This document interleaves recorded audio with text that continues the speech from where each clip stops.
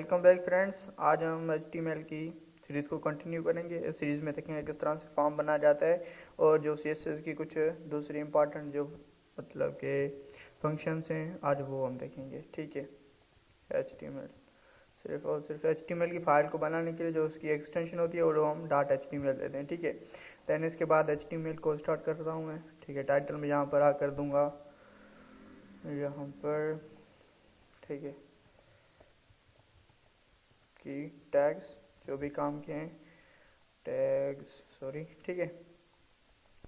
की टैग्स यहाँ पर नीचे आके सबसे पहले तो मैं आपको फॉर्म किस तरह से HTML के अंदर बनाया जाता है। ठीक है। फॉर्म बनाने के लिए सिर्फ हम पहले फॉर्म जो टैग होती है उसे स्टार्ट करते हैं, देन उसे क्लोज करते हैं। जो इनसाइड बिटवीन दिस जो भी इसके अंदर जो भी इंपॉर्टेंट से जो कि हमारी टैग्स होती है, जो भी इनबॉक्स बनाते हैं वो हम फॉर्म के इनसाइड जो ओपनिंग और क्लोजिंग होती है उसके बीच में लिखते हैं। ठीक है। देन यहाँ पर फर्स्ट में आकर लेबल, मुझे एक एम्प्लॉय का फॉर्म बनाना है तो इसके लिए फर्स्ट में यहाँ पर आकर से पहले तो लेबल दूंगा। लेबल में फर्स्ट ऊपर में नेम दूंगा। ठीक है, यूज़र। देन इसके बाद यहाँ पर BR टैग जो होती है स्पेस देती है लाइन्स, मतलब अगर मैं BR नहीं दूंगा तो लाइन होगी वो राइट तो लेफ्ट जाएंगी। ठीक है, नीचे नहीं आएंगी, टॉप तो बॉटम नहीं आएंगी। ठीक है। इसमें यहाँ पर आकर एक सेकंड कीवर्ड होता है नेम। नेम एट्रीब्यूट के अंदर हम जो भी मसलन के नेम यूज़ करते हैं वो देते हैं। देन इसके बाद प्लेस होल्डर होता है। इससे मतलब प्लेस होल्डर अगर मैं इसे आपको इसे सेव करके दिखा दूँ, यहाँ पर आकर ओपन इन ब्राउज़र, एक मिनट ये खुल जाए, ये देखिए। ठीक है। यहाँ पर अगर अभी कुछ नहीं शो हो रहा, ठीक है, यहाँ पर मैंने इसे सेव करा। देन यहाँ पर आकर इसे दोबारा से ये देखें साइड में। ठीक है, यूज़र। जब इसके अंदर मैं प्लेस होल्डर के अंदर यूज़र दूंगा तो जो हमारा बॉक्स होगा उसके अंदर हमें बताया जाएगा। अब इसके जो बॉक्स है इसके अंदर कुछ भी नहीं है। ठीक है। जब मैं इसे रिफ्रेश करूंगा ये देखें इसके अंदर यूज़र लिखा आ रहा है कि भाई इसके अंदर यूज़र की डेटा इंसर्ट करें। देन यहाँ पर सेकंड में अगर एक सेकंड लेबल में बना देता हूँ लेबल। ठीक है। इसके अंदर हम यूज़र की जो पोस्ट होगी वो यहाँ पर देंगे। पोस्ट देने के डायरेक्टली सेम काम करूँगा मैं। यहाँ पर आकर इनपुट जो होगी हमारी, इनपुट के अंदर टेक्स्ट टी होगी। देन नेम में आकर मैं इसे पोस्ट ही करूँगा।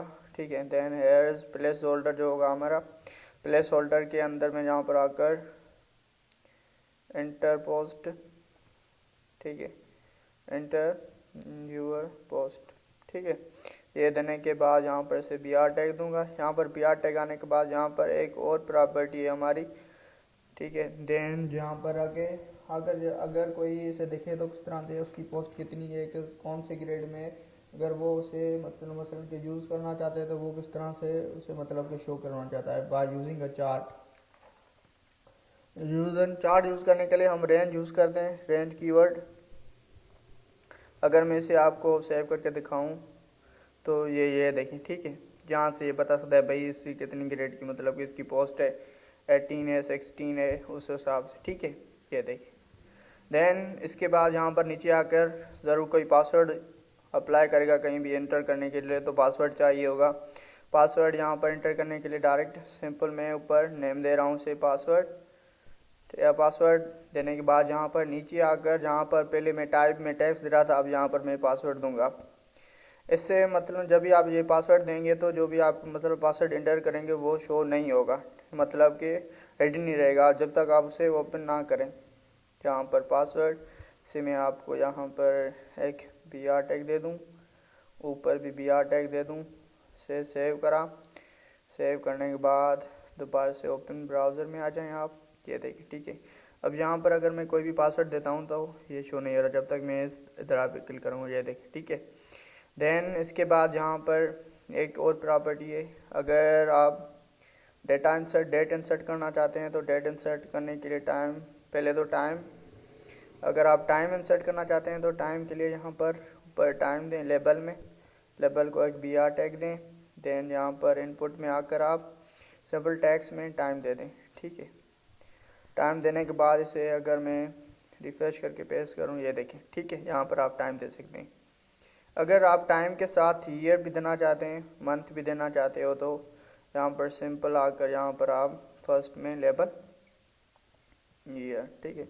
डेट दे दें आप, डेट।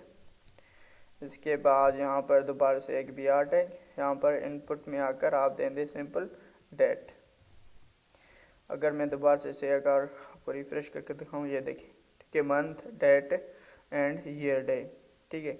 अगर आप सिर्फ और सिर्फ वीक्स देना चाहते हो, वीक्स और ईयर्स, उसमें मंथ नहीं शो करना चाहते हो, तो इसके लिए आप यहाँ पर फर्स्ट लेबल दूंगा मैं से वीक्स, देन यहाँ पर नीचे आकर जो भी हमारी इनपुट होगी, इनपुट में यहाँ पर आकर मैं सिर्फ और सिर्फ इसे वीक दूंगा, ठीक है।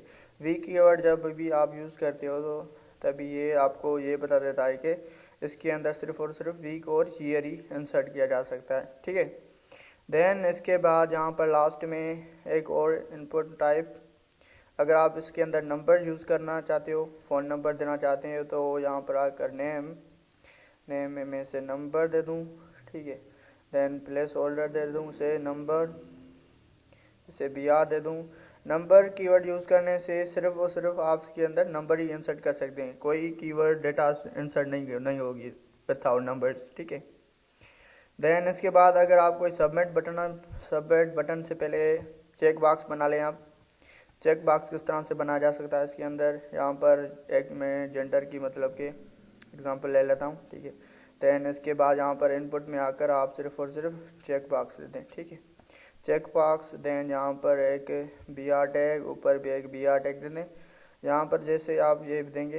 देन इसके बाद यहाँ पर एक और मैं लेबल ले लूँ, ठीक है, यहाँ पर लेबल में दे देता हूँ मेल, देन मेल, ठीक है।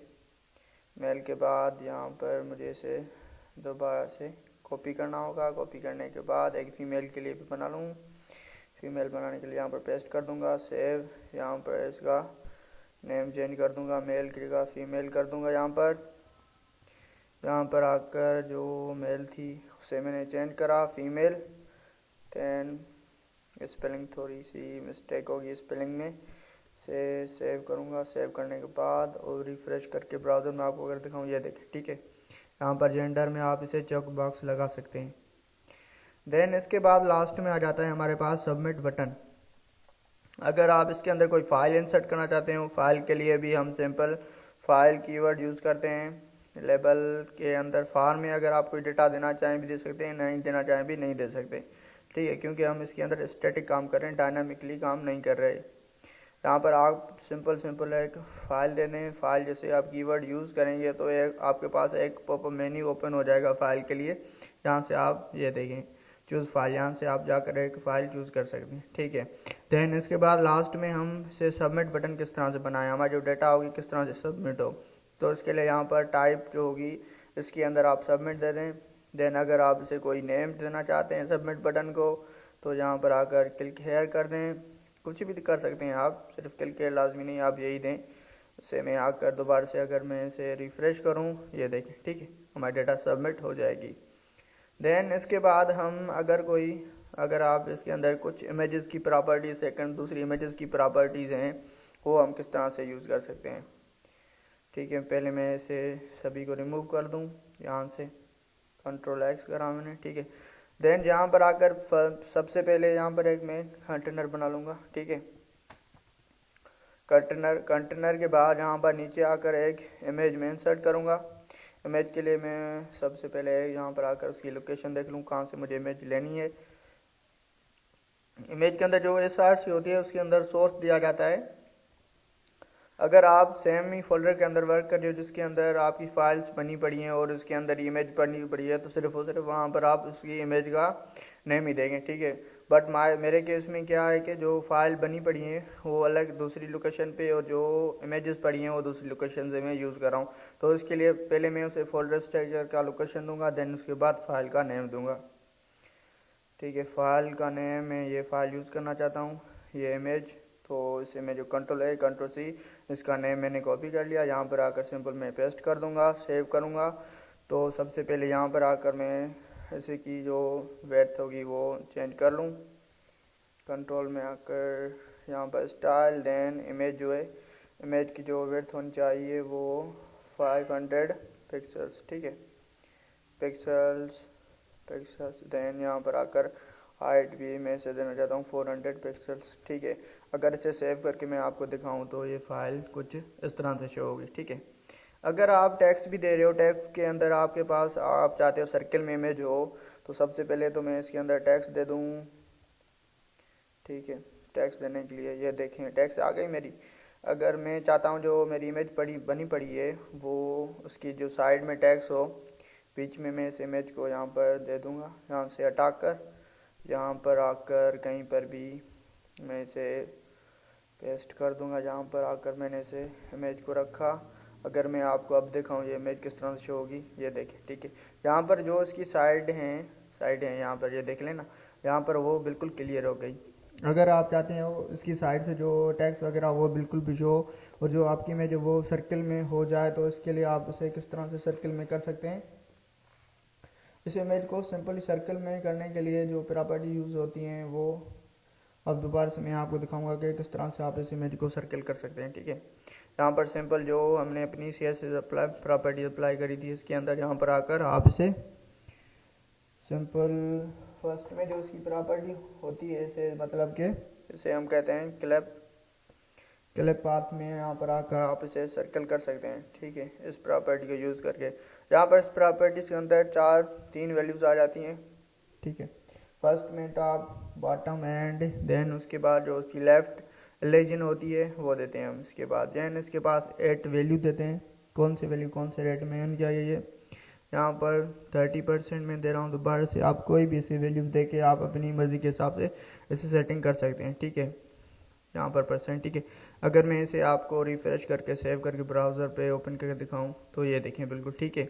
देन इसके बाद जो इसकी टैक्स है वो बिल्कुल टैक्स इसकी यहाँ पर नहीं आ रही, टैक्स तो नहीं आ रही। तो टैक्स को यहाँ पर साइड में लाने के लिए हम सिंपल इसकी शेप की जो स्टाइलिंग है वर्ड्स वो यूज़ करेंगे। शेप आउटसाइड, यहाँ पर आकर आउटसाइड में यहाँ पर भी हम सर्किल यूज़ करेंगे, बट अब जो इसके अंदर प्रॉपर्टीज यूज़ होंगी सर्किल के अंदर वो कुछ डिफरेंट सी होंगी, वो आप देखेंगे कि किस तरह से इसके अंदर वो काम कर रही हैं सारी की सारी। एंड इज़ 40 के बाद यहाँ पर आकर मैं इसे रिफ्रेश करूँगा। रिफ्रेश करने के बाद यहाँ पर मैं इसकी वैल्यूज़ चेंज करूँगा। हर एक वैल्यू चेंज करने के बाद आपको दिखाऊंगा किस तरह से ये काम कर रही है, ठीक है। ये देखें यहाँ पर देन आउटसाइड सर्किल यहाँ पर एट जो 40 है, 40 को मैं यहाँ से 10% कर दूँ। 10% करने के बाद यहाँ पर जो इसकी वेट थी थोड़ी मैं वो कम कर दूँ। इमेज की जो हाइट है यहाँ पर 200 करने के बाद यहाँ पर से मैं रिफ़्रेश करूँगा, ठीक है। इमेज ऊपर चली गई थोड़ी सी, कोई नहीं, इसे हम नीचे भी कर सकते हैं। यहाँ पर 10% करके इस इमेज को हम नीचे भी कर सकते हैं। ये देखें अब छोटी सी हो गई थोड़ी। यहाँ पर इसे मैं बढ़ा करना चाहता हूँ 40, ठीक है। 40 करने के बाद यहाँ पर इसे मैं कर दूँगा 40 है, यहाँ पर भी 40। लेफ़्ट साइड बॉटम किस तरह से हो, ये अब कुछ बड़ी हो गई, ज़्यादा ही बड़ी हो गई, तो इसे मैं 25 करके देखता हूँ। 25, ठीक है। 25 यहाँ पर आकर मैं इसे रिफ़्रेश करूँगा। ऊपर की साइड ऐसे नीचे करना है मुझे, तो नीचे करने के लिए सिंपल यहाँ पर आकर 10% में कर दूँ। देखता हूँ किस तरह से ऊपर आती है, नीचे ये ऊपर चली गई, ठीक है। देन यहाँ पर आकर मैं इसे माइनस में करूँगा। माइनस में करने के बाद और भी ऊपर जा रही है, ठीक है। देन यहाँ पर आकर 60% बॉटम, ये ठीक है। थोड़ी और मैं इसे ऊपर कर लूँ थोड़ा सा, यहाँ पर 50% कर देता हूँ। 50 करने के बाद दोबारा से मैं रिफ़्रेश करूँगा, ये बिल्कुल अब सही शो हो रही है, ठीक है। देन इसके बाद जो उसके फिल्टर्स हैं और सर्किल्स के अंदर है 30 एंड लास्ट में से 50 कर दूँ। यहाँ पर आकर जो इसकी डेटा आती है अब कुछ वहीं पर पड़ी हुई है, तो इसे सिंपल यहाँ पर आकर 30 के बाद यहाँ पर आकर मैं इसे रिफ़्रेश करूँ, ये देखें, ठीक है। देन इसके बाद यहाँ पर कुछ इसकी इमेज के अगर आप फ़िल्टर्स चेंज करना चाहते हैं वो फ़िल्टर भी आप यहाँ से चेंज कर सकते हैं। इसके फ़िल्टर्स बहुत सारे हैं, जो भी कुछ यहाँ पर मैं आपको करके दिखाऊंगा। देन जो रह जाएंगे मैं आपको अपनी डिस्क्रिप्शन में दे दूँगा, ठीक है। सर्किल में आने के बाद जो ग्रे स्केल होता है ग्रे स्केल को यूज़ करने के लिए यहाँ पर इसके अंदर हम परसेंटेज के अंदर डाटा इंसर्ट करते हैं, ठीक है। 80% कर रहा हूँ, ये देखें आप, इसकी जो कलर होगा वो ग्रे हो जाएगा, ठीक है। देन एक और फिल्टर है इसके अंदर, मैं इस फिल्टर को यहाँ से कमेंट कर दूँ। सेकंड फिल्टर जो है हमारे पास HTML के अंदर वो है वो रोटेट, ठीक है। इसके अंदर हम जो है डिग्रीज में अपनी वैल्यूज इंसर्ट करते हैं। इसके अंदर मैं 500 डिग्रीज में इसकी वैल्यू अगर मैं इंसर्ट करूँ, यहाँ पर आकर दोबारा से इसे मैं रिफ्रेश करूँ, ये देखें बिल्कुल रेड हो गया।